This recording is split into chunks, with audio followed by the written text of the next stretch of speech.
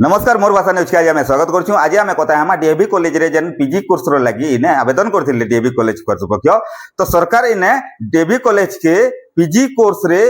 हिंदी आउ संस्कृत विषय के पढ़ाबार लगी इने स्वीकृति प्रदान करथिले 2025-26 मसीह रु, किंतु आज पर्यंत 25-26 रु 26-27 मसीहा हला कौनसी प्रकार पिला माने जेते बेले पीजी पढ़मु बोली करी ऑनलाइन आवेदन करवाले खोजुछन हिम्स पोर्टल रे, जेनटा सरकार कर जेन हिम्स पोर्टल अछि कौनसी प्रकार कार्यकारी नै हबार डीएवी कॉलेज सहायता नै करबार। तो इने जेते आशा रखिथिले कि पीजी पढ़मु आउ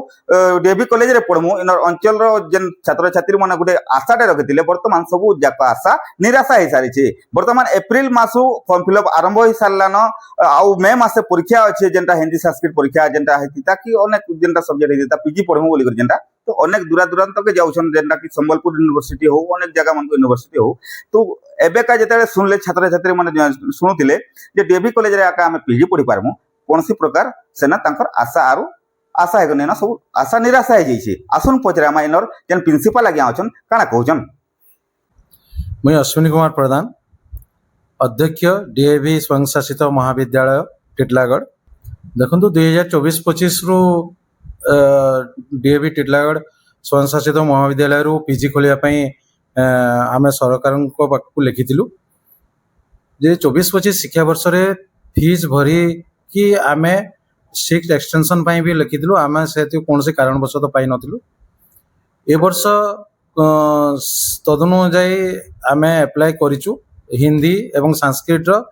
से 16 सीट पीजी रे एवं वर्तमान सरकार पाखरे आम फाइल अच्छी जो थे कि हिम्स पोर्टल रो जो मॉड्यूल्स अच्छी से मॉड्यूल्स रो आम 85 रु 90% सबमिशन कर सारी। सरकार नियम अनुसार सेटा जदि 100% हम कि 80% रु तदुर्ध हम सीट एक्सटेंशन किंबा नुआ विषय खोलिबारे किसी असुविधा हम ना, यहाँ नियम अच्छी। आम सरकार दृष्टिगोचर करूँ एवं फाइल भी प्रोसेसिंग करा जायछि। निकट अतीत आमर पीआर परमानेंट रेकग्निशन टीम आसते एवं से कथा भी से दोहराई जे हिम्स पोर्टल मॉड्यूल्स जदि 80% प्लस हम ना ताहले सीट एक्सटेंशन किंबा पीजी खोलिबा असुविधा हो पारे, किंतु वर्तमान आमर कौन असुविधा ना जेहेतु हिम्स पोर्टल रे आम आम हिम्स मॉड्यूल को 85% प्लस 90 पाखापाखि हेबाकू जाउची। आउ जहाँ अल्प रही जाइछि सेटा सरकार भी से बाबद से मॉड्यूल्स बाबद रे चिंता करूछंती केमती से माने हायर एजुकेशन इंस्टीट्यूट माने फुलफिल करि पारिबे। सेटा सरकार भी हमको सहयोग करिले हाथ बढ़ेले आमे सेटा 100% करि पारिबे। कथा होची जे हिंदी एवं संस्कृत विषय रे जो पीजी खोलिबो हमर वर्तमान पॉलिटिकल साइंस ओडिया एवं केमिस्ट्री अच्छी आमर दुईटी विषय रे खोलिया सरकार अनुमति अपेक्षा आम रहीचु एवं निकट भविष्य रे आम यही शिक्षा वर्ष जोटा कि 25-26 एवं 26-27 शिक्षा वर्ष रे पीजी छात्र छात्री माने सेमानकर एठी एडमिशन दाखल करि पारिबे बोली आम भाबुचु। आमर नियमित कांटेक्ट रही हायर एजुकेशन डिपार्टमेंट सहित निकट भविष्य रे आम हिम्स मॉड्यूल को 90% एवं तदुर्ध करिकी आम पीजी खोलिबारे सक्षम हो पारिबे। एडीपीटा जोटा कि अप्रेंटाइज प्रोग्रामटा सेटा गवर्नमेंट रो गोटे बहुविध कार्यक्रम एनईपी 2020 को आखि आगे रखिकी आम महाविद्यालय रे से माने कॉमर्स रे 100%, मैथमेटिक्स रे 100% एवं इकोनॉमिक्स रे 100%, बोटानी जूलॉजी हिस्ट्री एटे 70% एवं इंग्राजी एवं केमिस्ट्री 50% सीट बढ़ाइबा पई से माने हमको स्वीकृति प्रदान करचंती ए जोटा कि आसंता 26-27 शिक्षा वर्ष रे लागू हेबो। एटी पई बहुत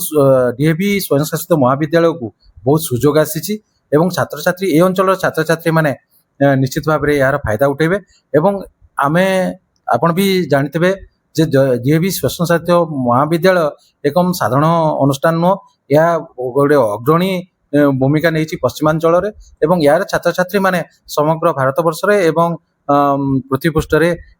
सेमानकर नामकरा इंस्टीट्यूट रे स्थापन करचंती। हॉस्टल रो बाबद मु टिके कहबी सर 2023-24 रु हॉस्टल तयारी कि आमको हैंडओवर कर नथिले ए निकट अतीत रे हैंडओवर हेछि बॉयज हॉस्टल एवं गर्ल्स हॉस्टल 1 एवं 2 आमे आसंता शिक्षा वर्ष रु 2026-27 शिक्षा वर्ष रे आमे स्टार्ट करिवु आउ बॉयज रो पंजीकरण बॉयज हॉस्टल रो पंजीकरण होई सारिछि सुपरिटेंडेंट डेप्यूटी सुपरिटेंडेंट एवं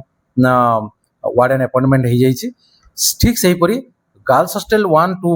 सुपरिटेंडेंट अपॉइंटमेंट होती आमर मैट्रन एवं सुपरभाइजर मानकर एडवर्टाइजमेंट हम ता संगे संगे झील मानकर